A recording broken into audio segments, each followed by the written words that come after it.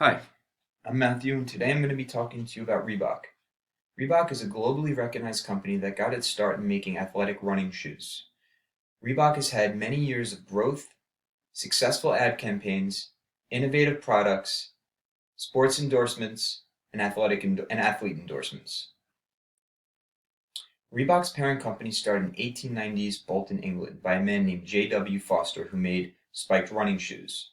Foster's grandkids eventually took over and renamed the company Reebok, after the African gazelle. Reebok's first logo was the Union Jack flag of the United Kingdom. In 1979, Paul B. Fireman, marketer of camping and fishing goods, was at a trade show. He noticed the sleek athletic running shoes from Reebok. He was so impressed that he bought the North American rights to the company and founded Reebok USA.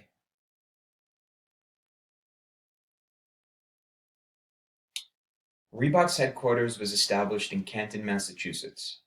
The original Reeboks were sold. There was only 3 pairs that were sold, and they were sold at $60. $60 might not sound like a lot of money, but calculated for inflation, the top of the line running shoes would be sold at $200 today. Due to high market competition and companies like Nike and Adidas gaining momentum, Reebok sold 56% of its company to Pentland Industries. They used the money to build a factory in Korea and significantly lower production costs.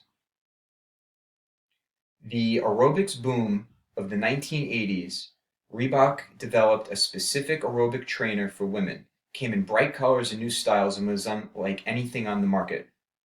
It was so popular that women even wore it in their everyday lives. Reebok's sales were over $300 million and began publicly trading at $17 a share. Reebok was diversifying at this time. They bought companies like Rockport and Avia and even developed a line of children's Reeboks appropriately called Weeboks. Reebok's market at this point was decreasing, and Nike's advertising budget was $7 million, while Reebok's budget was only $1.7 million. Some unsuccessful campaigns led to executive turmoil. Some of these unsuccessful campaigns included the Reebok Human Rights Award, the Reebok-sponsored concerts, and donations to urban youths with free Reebok sneakers. In 1989, Reebok developed the Reebok Pump. It was introduced in hopes of gaining new market shares. The innovative sneaker only marginally increased Reebok's sales, but it added much excitement to the industry and the company as a whole. The 1990s also proved a struggling time for Reebok. From 1994 to 1996, net income went from $254 million to $139 million. Failed products like Shaquille O'Neal's Shaq Attacks were no match for Nike's Air Jordan sneakers. In 2000, Venus Williams was coming off of her major wins in Wimbledon and the Summer Olympics. A major endorsement for her in hopes of gaining Reebok shares in the market did not prove successful. Reebok and their Planet Reebok theme with the V logo was no match for Nike's Just Do It and the iconic Nike swoosh.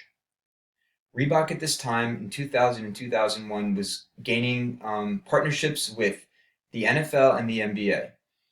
Although they were licensed to manufacture, sell, and distribute goods, this did not help Reebok's sales very much.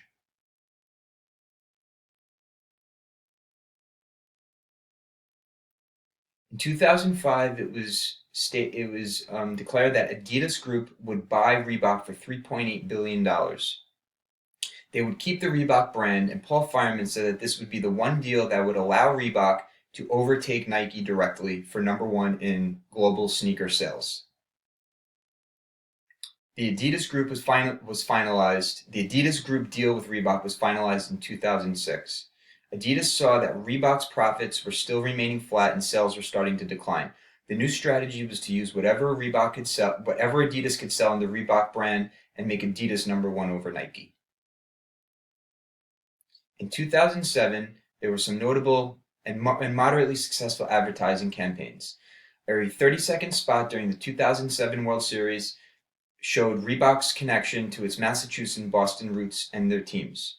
There's also Framed, which is where professional Reebok endorsed athletes' stories were told by professional musicians, actors, or rappers.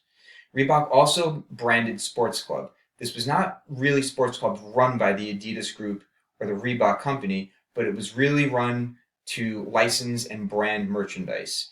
The company started in 1995, and the New York club was bought by Equinox in 2011. Some clubs still exist in Europe. It was announced in 2010 that Reebok partnered with CrossFit. The 10-year deal said that Reebok would sponsor the CrossFit Games and that there would be co-branding of Reebok merchandise, apparel, and footwear.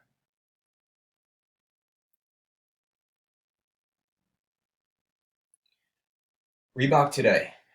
Reebok sponsorship, not only with CrossFit but with the UFC, has proved fairly successful, but it has not been determined what it would do for the future of Reebok.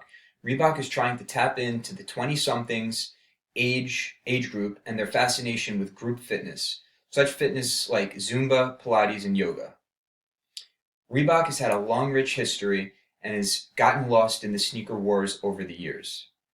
Reebok is now owned by the Adidas Group and is looking to get more involved with social fitness, high intensity fitness, and tougher fitness. It's trying to get back to its roots of fitness.